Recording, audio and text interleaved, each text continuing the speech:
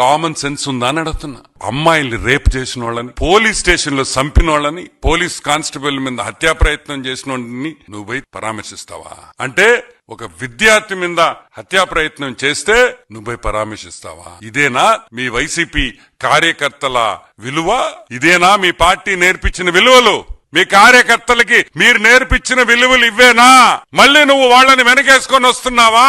అంటే మిగతా వైసీపీ కార్యకర్తలకు కూడా ఇదే విధంగా ఉండాలని సూచిస్తున్నావా అని అడుగుతున్నాం. ఇదే విధంగా ఉండండి అని మీ కార్యకర్తలకి చెప్తున్నావా?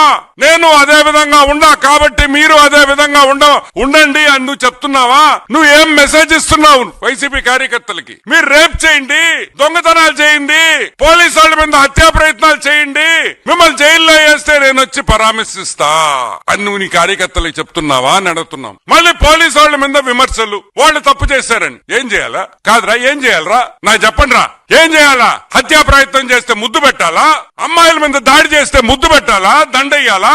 ఏం చేస్తారు పోలీసు వాళ్ళు? మీరు హత్యా ప్రయత్నాలు చేసుకుంటా మేము వైసీపీ అనగానే ఆ పిచ్చోడు వస్తున్నాడని చెప్పేసి పోలీసు వాళ్ళు గమ్ముగా ఉండాలా?